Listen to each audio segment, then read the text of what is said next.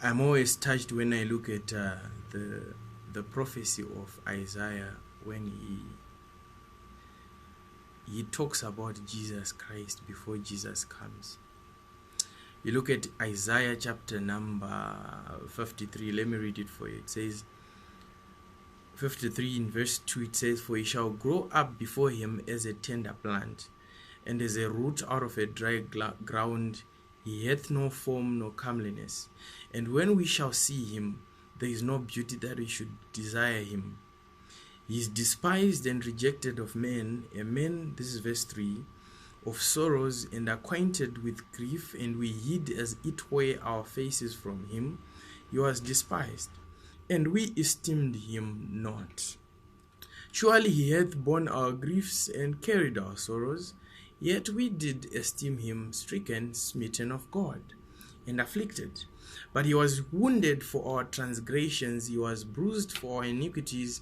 The chastisement of our peace was upon him, and with his stripes we are healed." So the prophet talks about Jesus Christ. It's clear. He prophesies about Jesus before Jesus comes. In fact, the prophet gives a direct prophecy about Jesus Christ before time. This is touching. And this alerts us to the prophetic reality that it's not about what happened yesterday. It's not just about what happened today. It's about what happens in the future. So he spoke in some of the instances in that chapter, he spoke in the present tense. Meaning to say, the prophet has an ability to live in the future. So that can be his life. He can live in the future. He can access the future.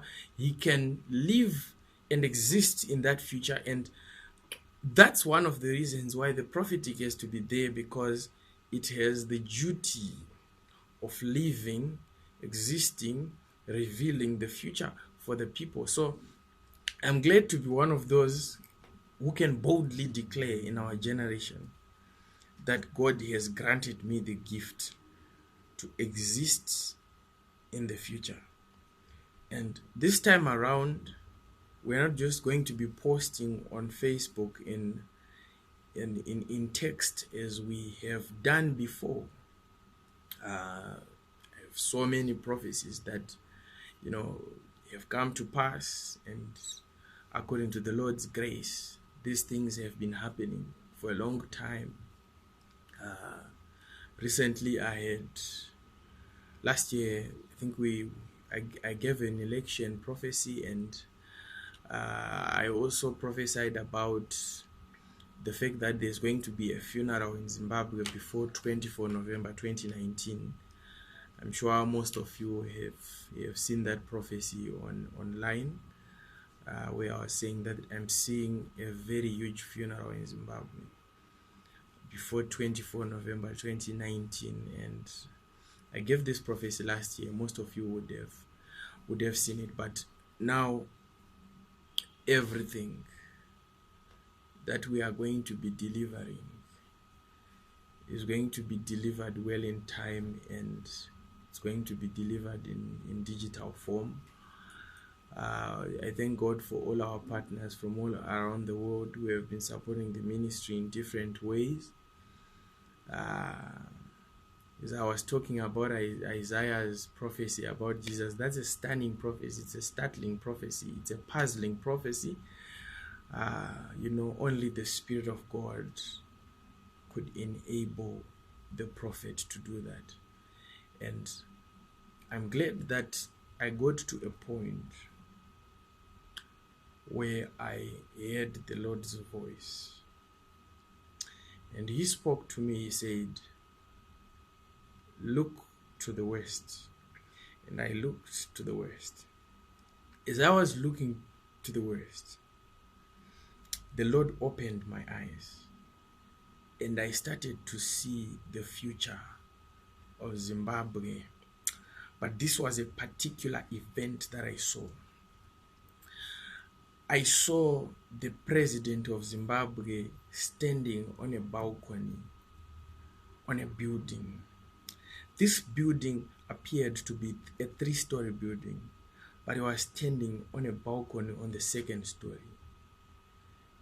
He was very comfortable on that balcony, and it was as though he was observing what was happening on the land of Zimbabwe. As he continued observing, I saw a stream of white people moving into the country. The way they were moving into the country, it was very orderly. I'm not talking about the order that you know. I'm talking about the order that even I myself had never seen before.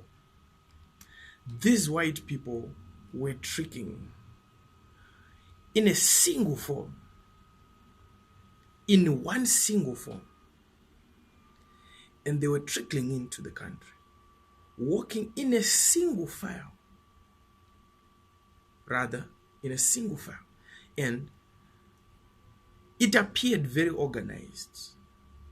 There is no way that these white people could have just coincidentally walked into the country without first having maybe some orderly fashion which would have been premeditated and prearranged. So they're walking in a single file, one in front of the other, one in front of the other, one in front of the other, and the queue was very long. And the president was watching. I could see him wearing his scarf in the vision.